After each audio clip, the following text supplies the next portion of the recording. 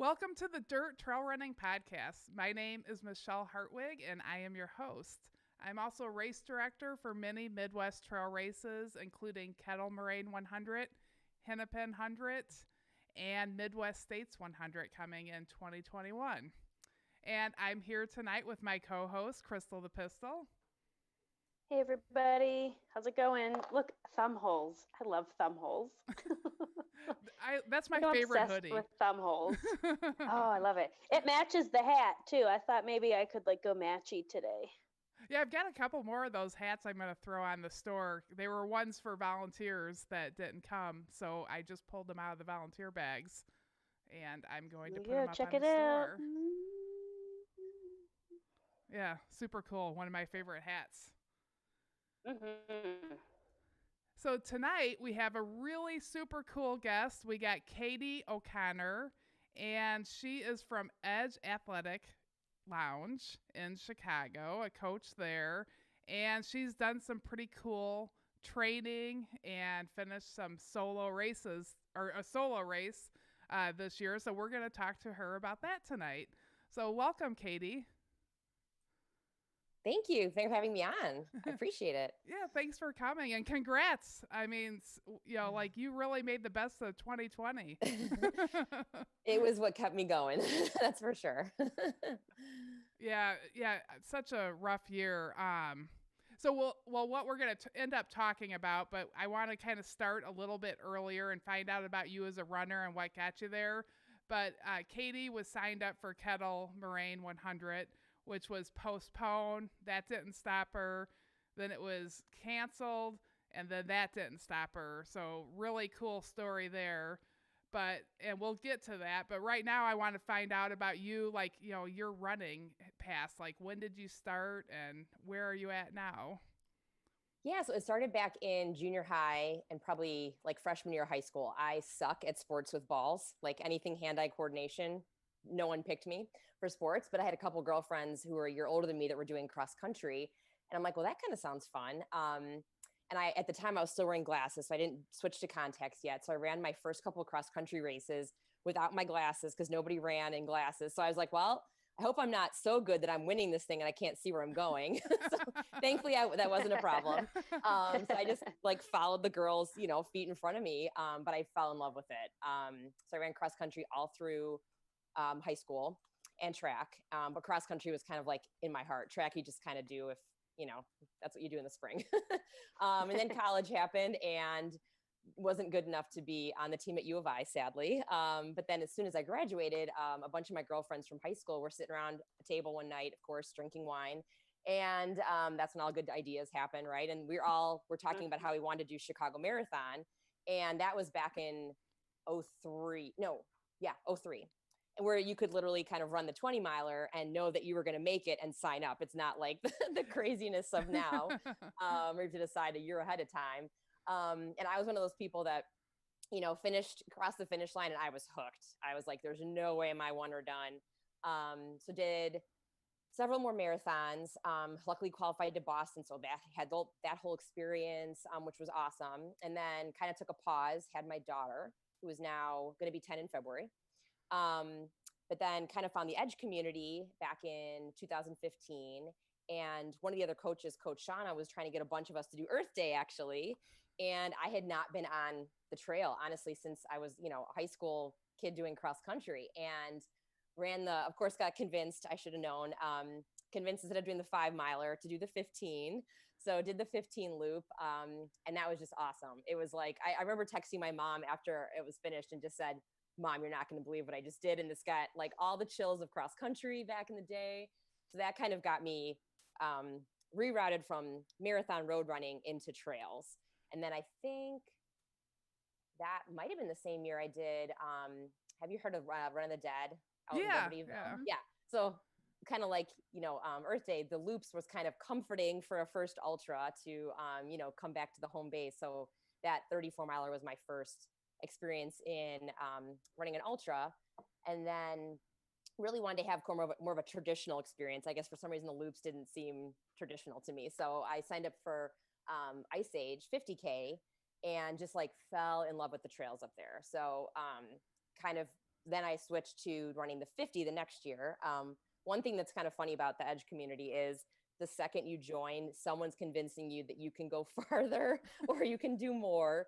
So I think once I kind of dipped my toe in the 50K, the owner, Robin, is famous for, oh, just do the 50 mile, next year. And you're like, oh yeah, that's only 20 more miles, that's not that crazy. So then the next year was my first 50. And usually we have a pretty good contingency of Edge runners that do like your races and up at Ice Age. And that year, for some reason, I was the lone wolf. So I remember the night before, I literally turned to my husband and I'm like, I think I'm going to throw up in this bed. I was like, for some reason, that 50-mile mark just got me so scared. I'd never remember being that nervous for a race in my life. But had a great experience. I had another awesome community member, Becca, who crewed me the whole day with my daughter. She got to drag my, at that point, 7-year-old around, who I think the first time I saw her, she asked if she could have an Oreo, not like, hey, how are you feeling, Mom? But hey, can you grab me an Oreo from that, that awesome aid station over there? So she was also, I think my family got hooked on that experience too. But yeah, that 50-mile race was just like, again, another like dipped the toe in the water a little bit deeper. But I actually had a funny story on that one. If you're familiar with the course at all, it's like, a couple out and back. So that's what kind of drew me to Kettle actually, was because I loved the way Ice Age was laid out. And the last out and back, when you go through Horse Riders to Emma Carlin, doing the 50K the year before, you turn around at Horse Riders. So once you get to Horse Riders, you're heading back to the start finish to be done. So in my head, I was used to turning around there. So I turned around too early because it's an out and back, and I'm, get back to another road crossing, and the volunteers that are helping us cross the road are like, oh, you're almost there.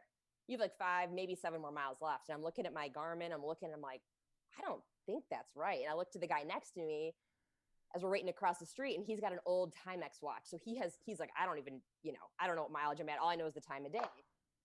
So thankfully my crew member, Becca, had run the race the previous year. So I call her and my husband in a panic. Like, I am at whatever road crossing. And they're like, you never made it to Emma Carlin. Like, we're waiting here for you. And I was like, oh my God, dropped a bunch of expletives and made my way back. So like back through Horse Riders, and the volunteers were so cool. They're like, haven't we seen you before? I'm like, I messed up. I'll be back. So go to Emma Carlin. And thankfully I wasn't too close on like the cutoffs that I was going to be in trouble. But the whole day was like a storm was threatening. It was like gray and dark. And so my husband and my crew, Becca and my daughter, they're all like, no pressure, Mom, but it looks like it's going to pour in 2 hours. So you have 2 hours to make it the 10 miles back to the start finish line, which thankfully I did, thankfully within the cutoffs. And literally, I think they gave me my, because they give you buckles for that 50. I got my buckle, hugged it out, and I think a second later it started pouring. So it was like the weather gods had my back. But yeah, so then the next year I run in like the same green shirt all the time. I do wash it, but I'm famous for running in the same. I do the same thing all the time. I'm totally, like superstitious about it. So I came through that next year for Ice Age, and it actually worked in my favor because people were like, hey, wait, you were the girl that it went the wrong way. So they recognized my outfit, whether good or bad, I don't know. Hopefully they didn't recognize the smell of the outfit. That's good. There's a lot of runners there. I'm impressed. Yeah, I mean, it's like any of your races though. Like some of those volunteers have been there for, as long as the race has been going on. So yeah, it was incredible. But that then totally was hooked on ultra, and again started, chatting with the owner of Edge, because I'm a run coach myself. So at that point I'd just been coaching myself, and I was thinking about doing the 100K at Kettle because I was really scared of overnight. So I was like, oh, the 100K will give me a dabble into nighttime. And she, of course, convinced me, I mean, if you're going to do the 100K, you should just do the 100. So like December when we were meeting, yeah, I was like, okay, I came home and I, kind of got the family stamp of approval that, the 100 was still approved to do too. And yeah, like set my alarm on January 1 and was super pumped. And yeah, the rest is this year. So you completely skipped the 100K. You went from 50 mile. You did 250 miles. So yeah. And then a couple like, actually I did another one in between. I went out to Leadville and did that one, Silver Rush too. That's it. So the year I should say this, the year I did the first 50, I turned 40. So I wanted to do a couple epic things, and running 50 miles was my choice. That is fantastic. Congratulations. So, Oh, like, thanks. I mean, Ice Age has a pretty tight cutoff for a lot of people for you to add a bunch of bonus miles in there, like that's would be really stressful for a lot of people. You can see like on my heart rate, like it spikes right around there. And I mean, I was just like I had a firecracker up my butt, and that hurt me once I got to finally get to Emma Carlin. I was dying. I like hit some of those areas a little too fast because I was just like going on adrenaline and had to get there. But yeah, I was lucky. I had like a 30-minute cushion to make it. But then it made you really know what the kettle course, gave you a really good idea of what the kettle course was about. Totally. I mean, I have a love for the Ice Age course and the race. Those volunteers they make the race. It's so amazing. And that's honestly what led me to do kettle as my first. It was like a no brainer. I know you put on amazing races, and it was on this, pretty much a lot of the same trails that I'd already been on, and really loved the area. So yeah, it was an absolute no brainer. Yeah, I think the kettle course is just, I hate, there's a lot of great courses, but it's, my favorite around here. So yeah, really cool. So So that pretty. was, I think the Midwest gets like a bad rap. what's that? I think like the Midwest gets a bad rap, for not being either tough enough or, pretty enough compared to the mountains. But I'm glad, Corey with his FKT kind of got us a little more out in the world. Yeah, the Ice Age Trail is iconic to the Midwest, and it's amazing, and it changes during all 1,300 miles of it. Yeah, really cool. And yeah, so then you decided. Well, I want to hear a little bit more about what you do at Edge Athletic before we go on too, because that place looks amazing. Yeah, you guys should definitely come check us out. So we started off as just a recovery gym. So essentially the owners, Robin and Brian, wanted to open up something that when they were training for an Ironman, they wished like they had, like all the elites have access to, ice tubs and hot tubs and compression boots and all these different modalities. And so they opened it up for kind of the average athlete. And then I joined the team. I kind of started off as doing day passes, then joined, and then, I teach fitness classes as well. And so I asked her if they were looking to start that. And so it's kind of evolved into just really this wonderful endurance community in the city. So kind of like my home away from home. And just what's cool is the members are everything from 20 somethings just out of school to like, I think we have a 78-year-old member, who's still out there crushing life. So it's cool to have that huge range of people, but we all have the same, common thing of we just are super stoked about the endurance world. And I would say that, I mean, that's been the coolest, I think, transition in my running career is really being there and having people like, I never thought doing anything past the marathon. Like that didn't even seem feasible to me until I was part of this crazy community that pushes you. And the cool thing is they don't just push you, then they come and support you too. So, yeah, so we still do the recovery lounge, but then we also have a bunch of strength classes now that we've added on, as well as endurance training, so group training as well. And you teach the classes? I do, yeah. So if I have any bags under my eyes, it's because I teach the early morning classes on Tuesdays. So I tried to cover them up, but that's okay. We'll make you look really pretty. Oh, good. And you do Good. look really pretty. Thanks. Yeah, so you decided then that you wanted to do kettle, beginning of the year, totally normal, 2020, like we had no idea what was getting ready to hit. Totally.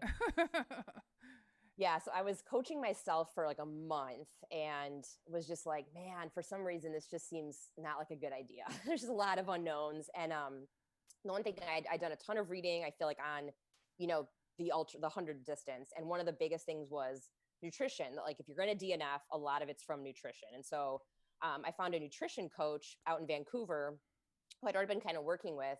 And then finally in February, I just ended up asking her, I'm like, hey, she's also a run coach. I'm like, do you have any room for somebody? I'm like, I promise I won't be one of those annoying coaches that like overthinks everything you write for me because I'm used to writing it for myself. So that was also just like one of the best decisions I made beyond registering on the first was, signing up with a coach. It's been, and it was funny. Now she said that too. She's in turn then hired herself a coach. She's like, you inspired me to stop coaching myself too. So I feel like for that distance, it was just, instrumental to have somebody else to bounce things off of. And, especially your first time, like that was kind of like the next big step to feeling like I was on the right path to getting ready for what was going to be June. Yeah, yeah. And she had done hundreds She before. had, so she's out in Vancouver, and she, one of the questions was like, I don't even know if you're familiar with these races. And she's like, oh yeah, I have a bunch of athletes that have done kettle. Kettle's on my, bucket list. I was like, whoa, a Midwest race is on, someone who lives in Vancouver's bucket list. That's awesome. So yeah, it was neat to have her perspective out there, but also have had athletes out in this area. And she was just super supportive on not just the nutrition, the running, but just like the emotional side. Because obviously too, like at some point, your legs hurt and your stomach doesn't want food, so it's a mental game. So yeah.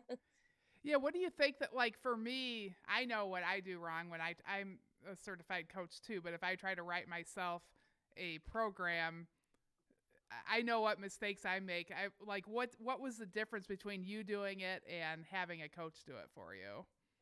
So I'm a less is more kind of girl all the time, and so not necessarily the best thing for ultras. I'm like a low mileage person. I think even when I was training myself for the 50s, maybe the longest week I had was a 62 miler, maybe.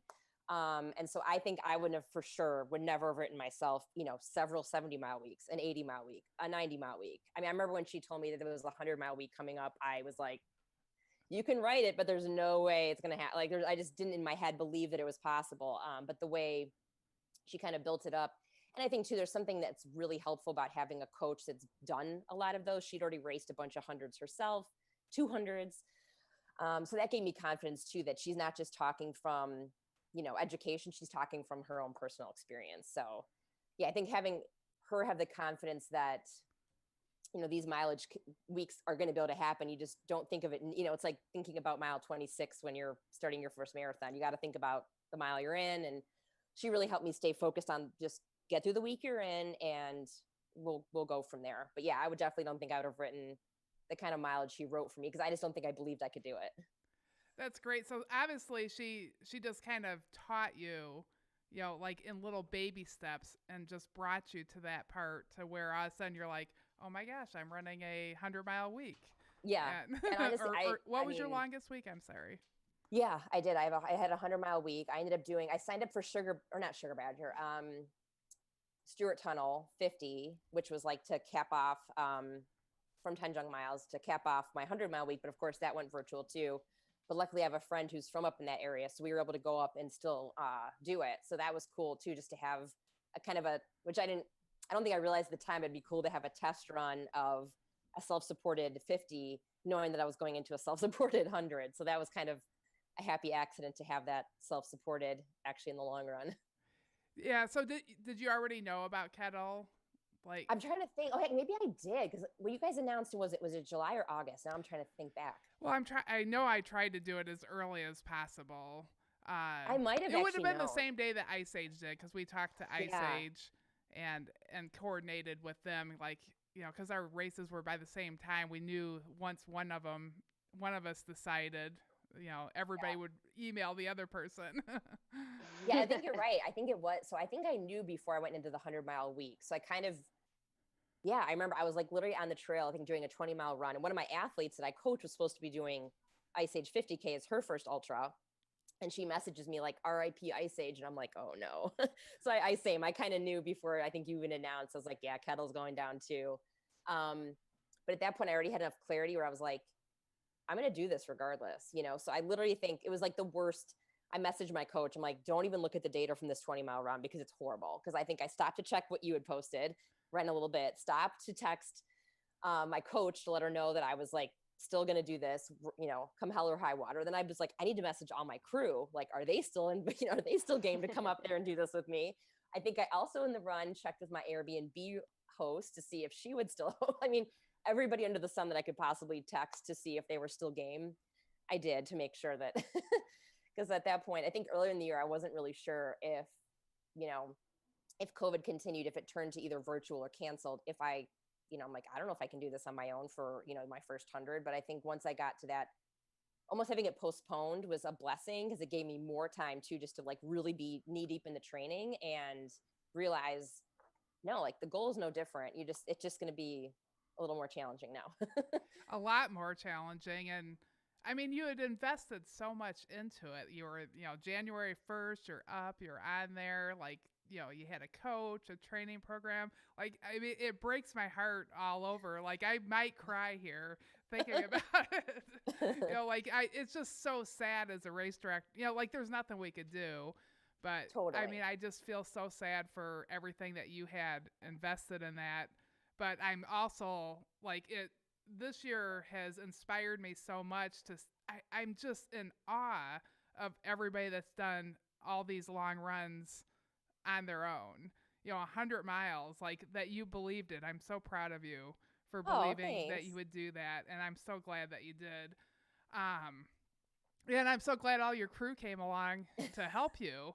Yeah, I heard you saw some other people. So you actually did it on the day that the race would have been. Yeah. So once I checked with, because pretty much, so I have a daughter. One of my other crewmates has a couple young kids. And so for us, especially, we're like, we've already blocked off this weekend. I already had the Airbnb. Everybody else in my crew had already kind of, held that weekend for the race. And so I'm like, well, if it still works for everybody, let's just stick with the plan.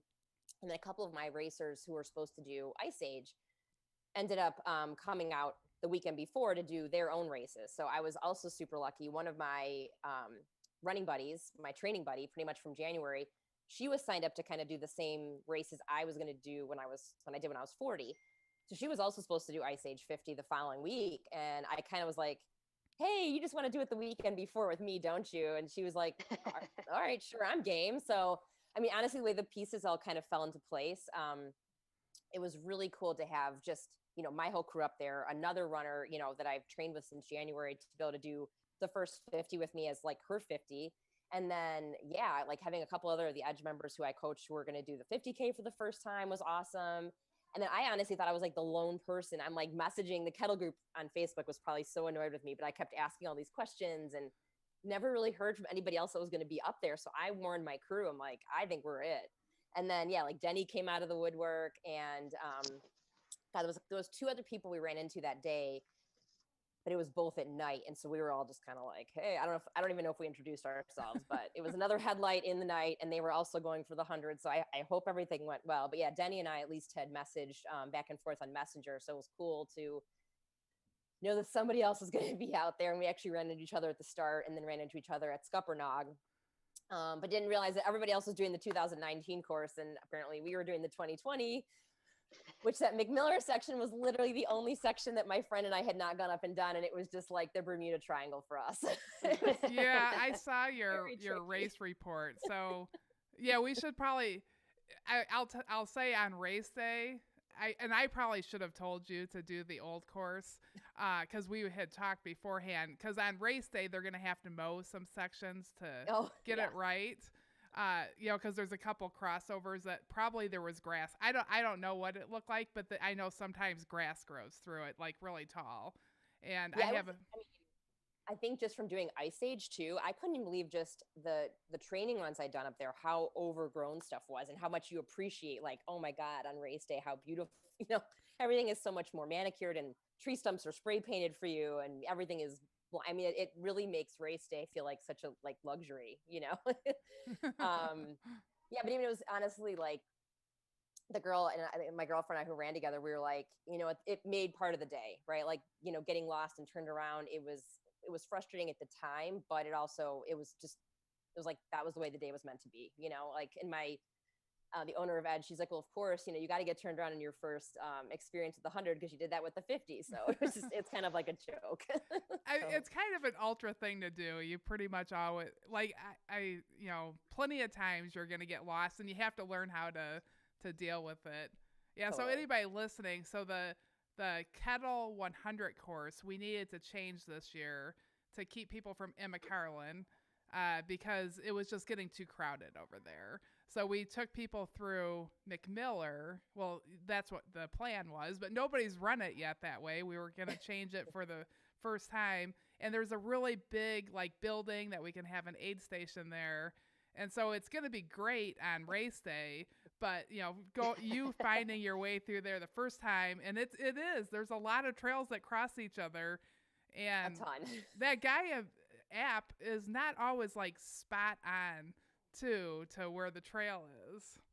Yeah, I mean, we laugh. I mean, thankfully, my running buddy Jamie and I, we laughed. They're like, we could go on the Amazing Race together. We could kind of go do any of these things together. Because the fact that we kept ourselves like cool, calm, and did not like get pissed at each other was like a victory in itself. So we threw on some music to like just, you know, calm the moment. And yeah, we laughed. They were like, if we think we're supposed to go this way and the app looks like we're going this way, we should actually go this way. So we finally, because every turn we made was wrong. And the problem was in the beginning, we're thinking we're right. So we're not even looking down at the app until we're, you know, a mile down the road. And we're like, oh my God, you know, but yeah, there's some pretty big hills in there. Yeah, there are. Like that crept up on me, I think, later in the day. Yeah. So what time did you start the race? We were hoping to start at 6 a.m. Somehow the morning at the house, like, got away from us. We, you know, got up at 4 all ready to go. But I think, so that was, you know, the part of what made it an experience, but also a planning challenge was just figuring out all the things to pack, right? Like, I'm not going to have the benefit of knowing what aid stations would have it at the middle of the night. I got to just bring it all. So packing the car to leave was like an endeavor. So my crew was cool, but like we had all of our stuff lined out with like, this is my stuff. This is Jamie's stuff. This needs to go in like our aid station car. This needs to go in the crew car. So the morning of was a little more hectic than I think we thought it would be, but we ended up getting out there, I think, and starting around 6:30. So just 30 minutes late. It was nice though, because at least the sun was coming up at that point. I was excited about the June date because it was like close to the longest day of the year because the nighttime scared the shit out of me. I had like dusk, dawn, sunrise. I had every little possible bit that the sun would come up data written down for my crew because I was just like, oh my God, make sure you get me my lamps before it gets to be even close to dark because that just like freaked me out. Yeah, I can see that. Yeah, so you take off at 6:30. So everything was going pretty well for you in the morning. Like your crew was coming to each aid station spot for you. Yeah, honestly, they were rock stars. So thankfully, again, my one crew member from way back, the first 50, the second 50, Becca, who's been up there a bunch, she knows all the different areas. So she was like, I got you. I got all the coordinates in my phone. We kind of used my car as like the aid station. They had a folding table unpacked for us. It was like world-class crewing. For all of us were virgins, by the way. Nobody on my crew had run 100 before or crewed 100 before. So yeah, I saw the pictures, like tables were set up. It looked like a regular aid station.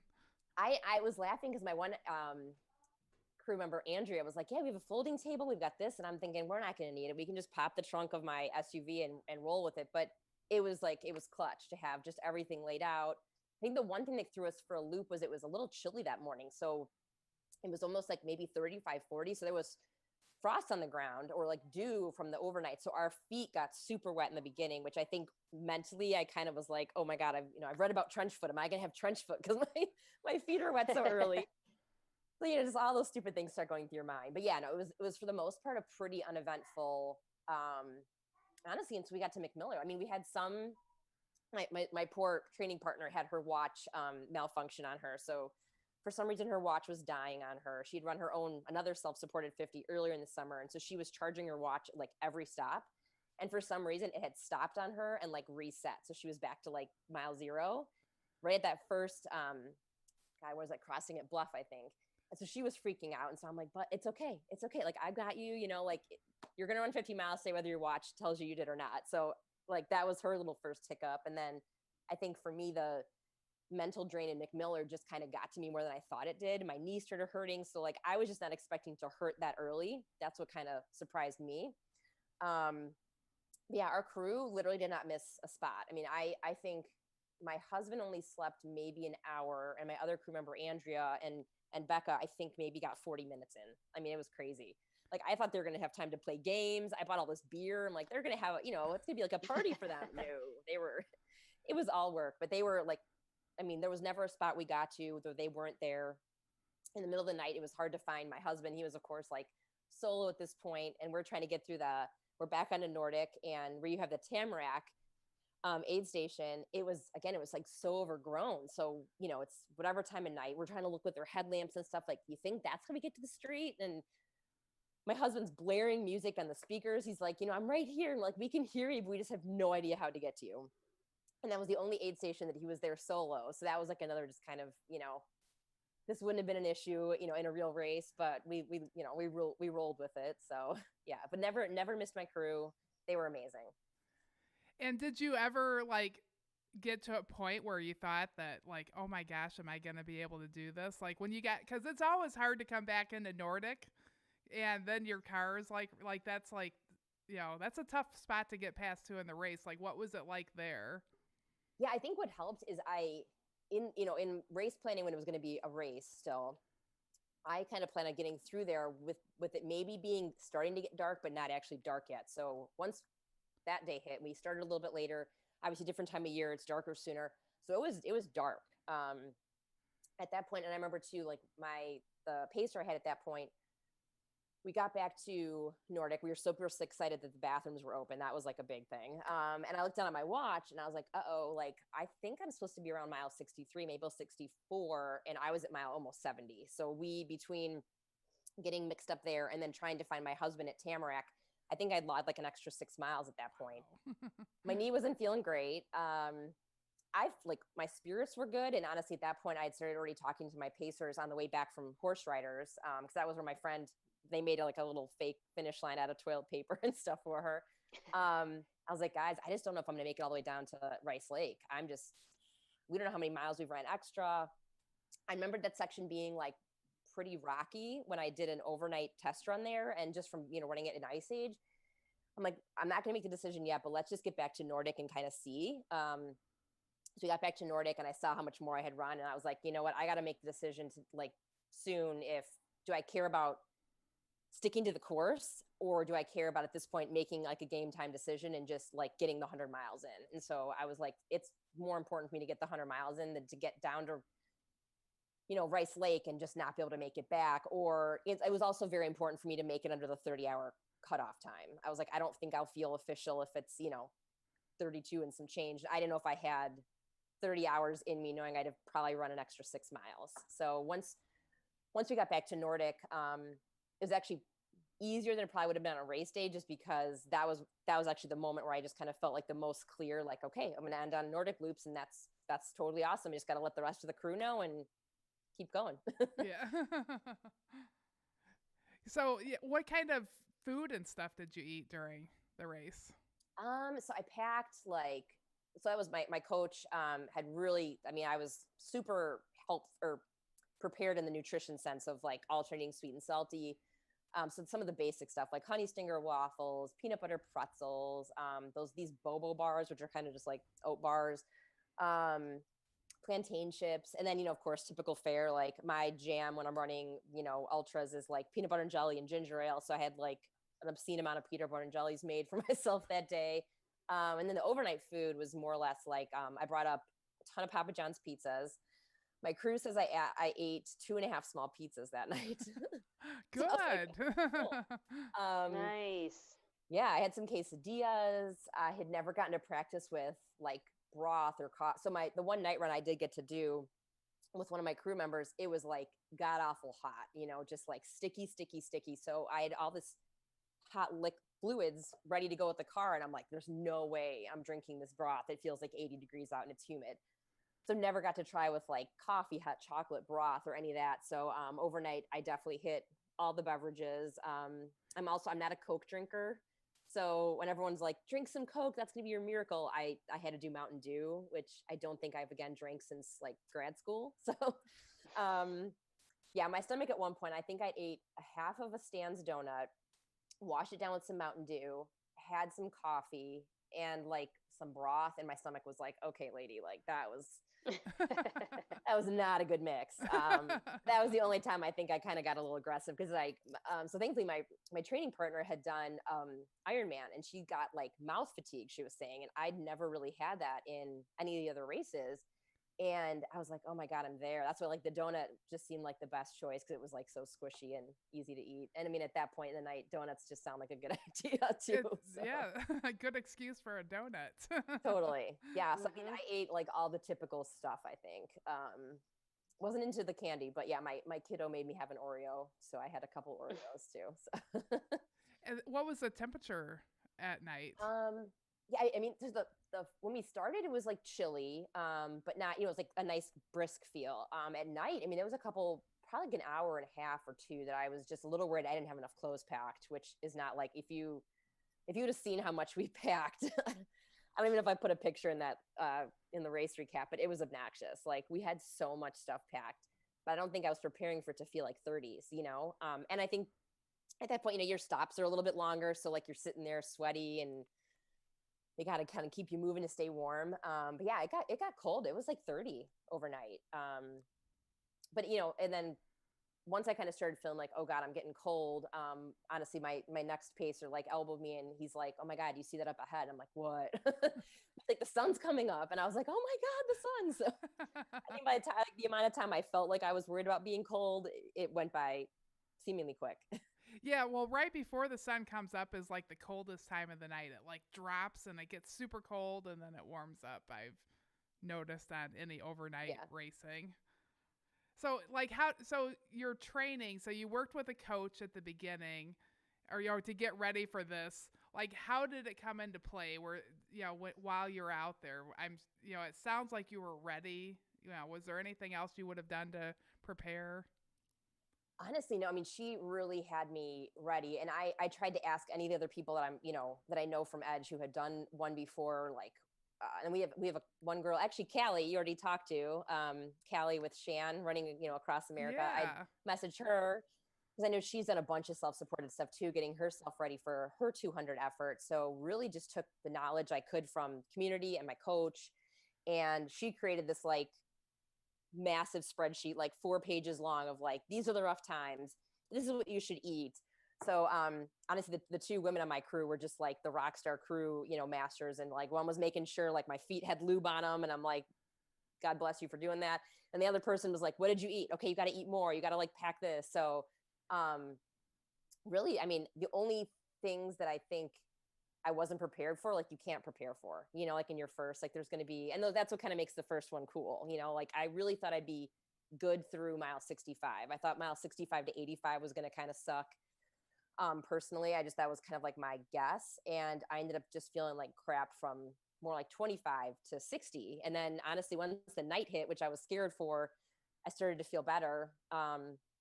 And I think too, just making the decision to end it, at Nordic too, just kind of put my mind at ease. And it was like, okay, one foot in front of the other. I wasn't ever worried that I wasn't going to do it. I was just more concerned for myself. Cause I DNF'd a race like the summer before because I didn't make cutoffs. So I was like, you're not going to get over 30 hours. Like that was the big thing. I'd started to slow down when my knee was bugging me. And my one pacer, Ryan, who's my sports chiro, is talking to my husband back at the house. And he's like, I'm going to like be on her. Like I'm going to be just like that one step ahead of her, make sure she keeps moving. And I had a chair that they were using at aid stations. They took away my chair, which I didn't even recognize. Like I didn't even my husband ran me in. He was my last 8-mile pacer. And he's like, so what did you notice was like happening overnight that was different? And I'm like, you guys started timing me. Like they had left like a iPhone out with like the timer going to see how slow I was transitioning. He's like, we took away your chair. I'm like, oh, well, I didn't even notice. So yeah, that's not a good place to lose. It's good to move through the aid stations quickly. You can lose a lot of time through there. Yeah, I think I was getting a little too comfortable, like, oh, I'm going to change socks. Oh, I'm going to do this, where it was just more or less like, okay, get your butt in and out and keep moving. So how did you plan? So the next, you had like, what, 30 more miles then to do? So like, what did you just go out 15 and then back, or how did you do that? Yeah. So, I mean, thankfully, once I made the decision with my one pacer, Andrew, we got back to kind of where the crew was going to meet us at Tamarack, even though this time now they were smart and they made their way from the street to on the trail so we wouldn't miss them. Kind of had like a quick crew debriefing, was like, because I was switching pacers to my sports chiro Ryan and then my friend Becca. And I'm like, hey guys, this is the plan. We're going to end it out right here on these loops, so I'm just going to start seeing you, like, we'll just kind of, whatever, jump back and forth between Tamarack and Nordic as our aid stations.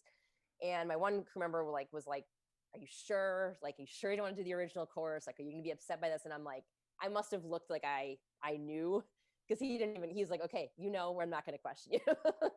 So, he had actually been with me at the race that I did not make it through one of the cutoffs. So I knew he knew how I felt that weekend. And so I appreciated him at least, asking me several times. And then they actually figured it out. They're like, well, how do you want to do this? Do you care if you do an out and back at the end? I'm like, I don't care. Let's just start looping this thing. I love the loop anyways, honestly. I don't mind Nordic at all. It was kind of comforting, I think, in the night, for like the first night experience, just to know exactly like, oh, I know this spot gets rocky. This is a steep hill, all that stuff. So yeah, just looped it out until when my husband jumped in at Tamarack for the last time. Then we got back to Nordic, and I think I had like 3 some miles left to go. So we just went like an out little 1.6 some change and back. And everyone was like, isn't that going to annoy you? I'm like, like at this point, nothing can annoy you. Like you're so close to finishing. Like forget, I don't care. I'll go out and back till the cows come home if I have to. Yeah. Well, that's great. That's super exciting. What was your finish line like? Well, that was also like, so my husband let me kind of lead the way the last mile and a half back. Cause at that point, for some reason too, like my feet had exploded in blisters. I don't know where they all came from, but like the last 6 miles were just painful. So he's like, you lead the pace. I'm like, I have to run. It's, I don't want to like walk it in. So I'm trying to run. It probably looks not even like a run. And I think the wave of the day, like I'm looking down, I'm like, oh my God, you're like, you're going to, I realize I could get under 28 hours. I realize it's going to happen. And I just start crying. I don't even think he's realizing I'm crying because he's behind me trying to talk to me and I'm just like not answering. So I think he probably thinks I'm in like the zone and I'm really just like an emotional hot mess. And I get to the part where you can kind of start to see where the finish would have been. And yeah, my crew was amazing and had like the sign made and, like these pipes that apparently if when you look at the before pictures, like had fallen down and like they had fixed and they had taped them. So it was like all these awesome, like cutouts of like, ooh, don't do this picture. Don't do that one. Not the setup. And so it was, the outtakes were fun to see of the before they got it to stand up. Yeah. And that just like, beyond already being emotional, that just like put me over. I was just like, oh my God, I cannot believe these people not only gave up a weekend, like barely slept, touched my feet when they were disgusting, fed me food all night long. They made me a finish line. I was like overwhelmed. So it was incredible. Like I was beyond surprised. That's great. Yeah. Congratulations. Thanks. So, like, what was the first thing you thought when you crossed the finish line? I think like, oh my God, like everyone's right. It's possible, like if you just really keep your head down and you do the training. And I think the biggest thing that everyone tells you before your first 100 is there's going to be lows and there will be highs. You have to trust that there's going to be a high after the low. And I don't think, it's not like I didn't believe it. I'm a pretty, like my mental game is pretty strong in races. Like even if I get like down and out, I can usually bring myself back, but I'm like, this is a long way to go, and I think not feeling good in the beginning, having some like physical stuff come up earlier than I expected, definitely like challenged me mentally. But then, yeah, then I ended up feeling like super, like on cloud 9 through the night, which I didn't expect. So, that's the biggest advice I would, now push off to the next person who won't believe it until they see it. But yeah, like just really surprised that there really are highs after the lows, and the lows can be low. Yeah. But the highs are really high. So what do you see yourself as an athlete now? Are you an ultra runner or are you just still exploring, whatever is new and exciting? For sure, ultras. I love coaching people for the road marathon. I still love the marathon. I was super bummed that, Chicago obviously couldn't happen. We put on our own really small race and that was exciting just to go and be able to cheer for people. But I think that going to the line and knowing like I'm happy with my PR, I'm like, I'm 42, almost 43. So I'm at the point where I'm like, I don't want to keep chasing times. I really just want to challenge myself in a different way. And honestly, like falling back in love with trail back at Earth Day in 2016 really just kind of like pushed me to transition over to this. And yeah, I think too, I wasn't really sure how training for 100 would fit in my schedule, especially with like homeschooling and, all the different rigmarole. But my family knows how important running is to me. And if I'm not running, I'm not fun to live with. So I think they were cool with the running, kicking up a notch. But yeah, I think the 100, I love doing the 50. The 50 is super fun. I think the 50K for me personally is like feels too close to the marathon. Like if I'm going to like push myself, I want to push further. The 100 was awesome. Now it'd be interesting. I would just see how it feels like in a real race. Like I've listened to some of the podcasts and people talking about, just seeing the aid stations glowing at night. And I'm like, I want that experience. I'm thinking about trying to get into not like Big's backyard, like Courtney, my God. But like a style like that where you just don't know when you're going to end. You end when you just can't go anymore. I definitely want to try one of those. But I think my family will kill me if I say I want to do a 200. So as of right now, that will not be in my future. But I really like the 100. While again, there was like some deep lows. I thought it was what made it so much cooler, I think, too, than some of the other distances is that it really is a team effort. Like my crew, if they hadn't wanted to come up or, if, they weren't game to help and pace, like I wouldn't have made it to that finish line. So what makes it challenging to have to find people to want to do that with you made it even a better experience, honestly. Yeah, I think that most ultra runners like to give back, and Becca is amazing. I know her, and Robin. We had her on the podcast too. Mhm. So you're in a Cali, like you're in such an Yeah. amazing, supportive group there that definitely likes to help one another. Totally. That was, if you asked me like the most overwhelming, it wasn't really even the finish. It was just that, and like Becca was cool. And when I was starting to not feel good, her and Andrea were like texting back to like some friends who just couldn't come from Edge. And so they were sending me messages and videos of like, come on, you got this, keep going. And so just like that support, it felt like just a big hug from the community, My kitty's coming to join us there. Oh my gosh. Hi, kitty. What's your cat's name? This is Miranda. Hi, Miranda. She is wearing a Hi, t-shirt because she's Miranda. 20. This is Miranda. Hi, Miranda. Aw, we love the pets. So do you Yeah, have? I was waiting for her to come down. Yeah, my dog's been walking around here. She I actually saw. was whining a little bit today. I love it. Oh, come on. But we love all the animals.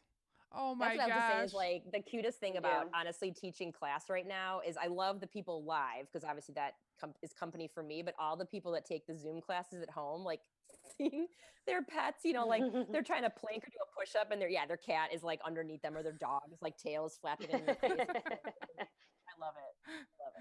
Yeah, my dog always gets under me when I'm doing planks. She's like, "Hey, what you doing?" Motivation. You're like, I can't crush them, so I got to stay up here. Right. Yeah. Oh, so cute. I love Miranda. So what's next? Do you have do you have another race on the schedule or just like with COVID, who knows? Well, I think I wrote you. I wanted to make sure I deferred right for Kettle Yeah. next Oh year. yeah, you did. I'm like, I was such in a blur of like just trying to get ready for like the virtual like self thing. I think I did it right. I just want to make sure I didn't miss like the cutoff. But yeah, I'm hoping if, COVID calms down to do Kettle and then, yeah, probably trying to find like that backyard style just to kind of stay, to try to see, how many loops or back and forths until you just don't want to go anymore. Midwest States is definitely on my list. I have a concert that got canceled this year that's postponed to next year with a friend. So I kind of have to like, I'm not hoping that the concert get canceled, but if it did and I could run Midwest States, I wouldn't be the most disappointed person. But since running takes over a lot of my life currently, I felt like I have to stick with the concert plans with a friend, assuming concerts happen. So we'll see. But yeah, Kettle for sure. I guess if I have to do it again by myself, I will.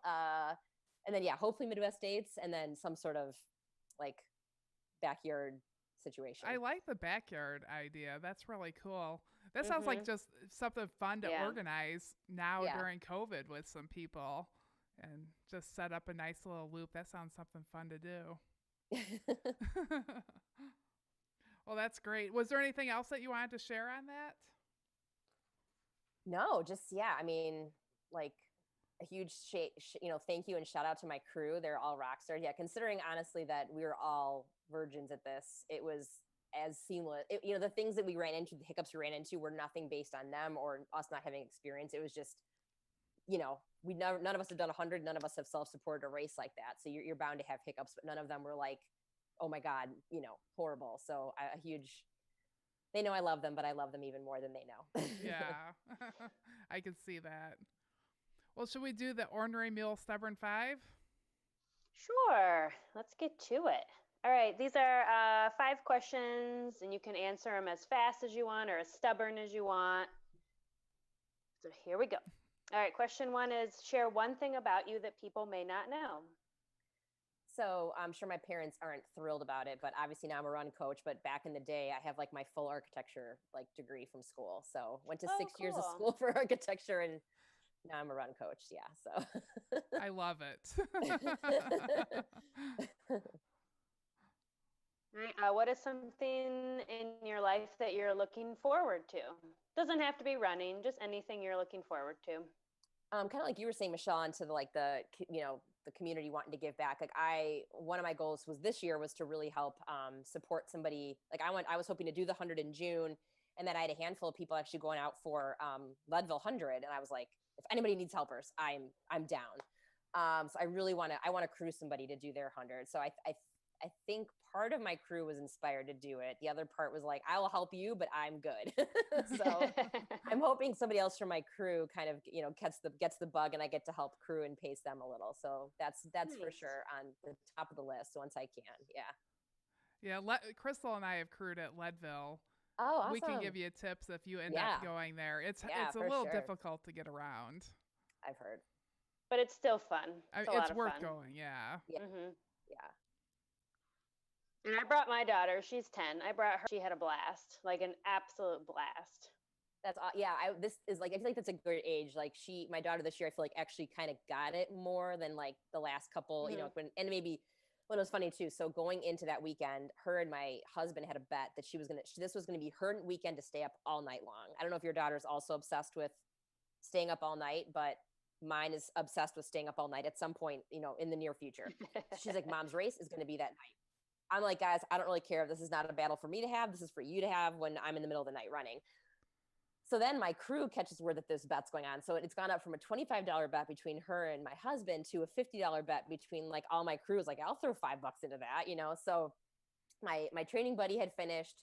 I saw them one last time, I think, for me to get all my making sure I had my nighttime stuff ready. And the next aid station, I don't see her anymore. And I guess like she went back to the Airbnb, was just like, I'm tired. I'm going to bed. She was like so disappointed in herself. Not enough candy apparently during the day to like make her stay up. But so. Hey, well, staying up all night's not that exciting. I know. I don't know where they get the idea that there's something great's going to happen in the middle of the night. Nothing. I know. No. Yeah. My daughter sleeps like 11 to 12 hours a night, so she's not big on staying up all night. Yeah, we love our sleep at my house. I do. I love my sleep. Mm-hmm. They had the day off today for election day, and she still woke up as if she had a day of school. So. Oh my gosh. One day. One day. All right. What is your favorite hobby besides running? Ooh. I don't know. I don't think maybe that's a problem. Maybe I need to have another hobby. Trying new restaurants, which also leads into running, because the more you run, the more you eat. So yeah, no, that's yeah. cool. I think finding new restaurants sounds like a good one. What's your favorite restaurant down there? Oh my gosh, by us, I love Stop Along. It's like a pizza place. It's literally just like I could throw a rock there. Even with my hand-eye coordination being bad, I could still probably toss a rock there. But all the pizzas are like themed after 80s movies, so it's super cute. Yeah, I'm a pizza gal, so I'll give a shout out to them. Nice. All right. Do you have someone that you look up to or an influence in your life? I mean, I'd have to say, my parents have been supportive of me from day one, but I would say with like my running career, the Edge community for sure. Not only like I'm inspired by them, like I would never have done any of these things without honestly being a part of it. And then they inspire me with the crazy things they go out and do. So for them, for running for sure. Yeah, you're not the only one that's mentioned that, people from the Edge Athlete Lounge, they're pushy. They like to push you to do your best. Yes. And that's what Robin said when we had Robin on. She's like, well, just do the 100, Oh, you're going to do the 50? No, just do the 100. Yeah, and she just, the way she like, just her like whole calm demeanor and the way she just says it, the tone, you're just like, you're like hypnotized. You're like, oh, I'm doing the 100 now. Okay. Without like really having to sell it a whole lot, it's a whole 40 more mile, or 38 more miles, whatever. But yeah, she sold it to me like real easy. Just one extra like 0 to the 100K. Yeah. All right. What is a favorite treat for a job well done? I mentioned it. Pizza for sure. Wine, pizza, and a ginormous cookie. Yeah. What kind of What kind cookie? of cookie?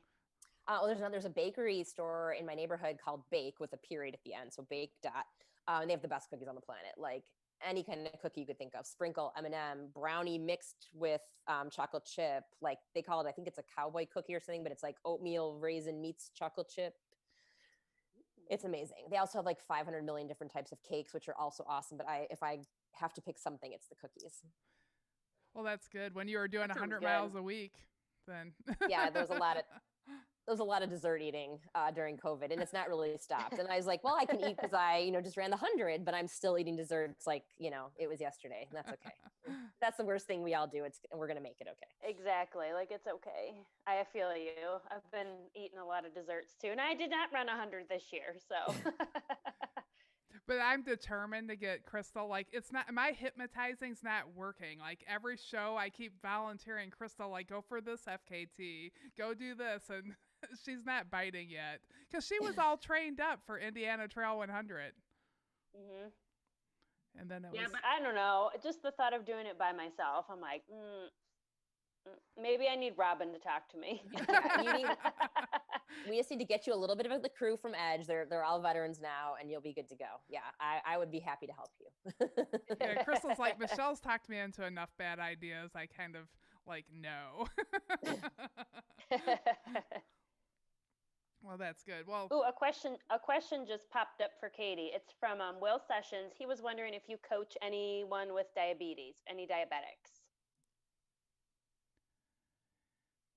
I do not. Okay. I have not coached anybody with diabetes, sadly. Okay. So I don't have experience there. But I would probably just, if someone came to me with that, I would feel better if they also had like a nutritionist on board or somebody that, kind of helps manage the challenges that can bring too. But yeah. Okay, there that's you good. go, Will. Do you guys have a nutritionist there, or? We don't, but within the community now, there's enough members that are, and I was just looking for somebody specific. Like I've asked a bunch of those. I got diagnosed with like adrenal fatigue and hormones that were all over the place after the 250s back when I was 40, and asked a bunch of the members who are nutritionists just for some kind of thoughts. But for the 100, I was like, guys, I love you, but it was important to me to find somebody who also did run coaching and also had done these things on their own too. So that's why I kind of went outside of the community. Well, we have one nutrition coach at Ornery Mule Racing, Nicole. So for Will, we can talk to Nicole and see if she works with anybody that's diabetic and kind of help him out that way. We'll reach out and we'll try to find somebody for you, Will. So awesome. Well, great. Well, thank you. All right. Yeah. Thank you. Guys. Thank you so much, Katie, for being on our show. We really appreciate it. And you did super awesome for your 100. Well, thank you. Congratulations. Your crew were rock stars. You were a rock star. Thank you. I love it up there. Those are such great trails up there. I don't get up there enough. Maybe I need to go up and run. I think you've inspired me to go run on the kettle course, maybe. Nice. I was supposed to run the 100K. I think I deferred to next year.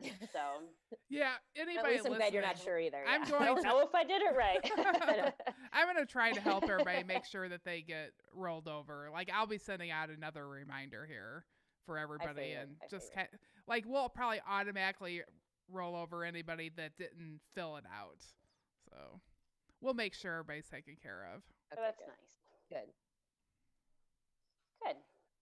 Well, thank you, everyone. Thank you to our listeners. Please leave us reviews on iTunes. We really appreciate it. Good, bad, the ugly, the pretty, the candy, whatever you want to say. We appreciate any and all suggestions.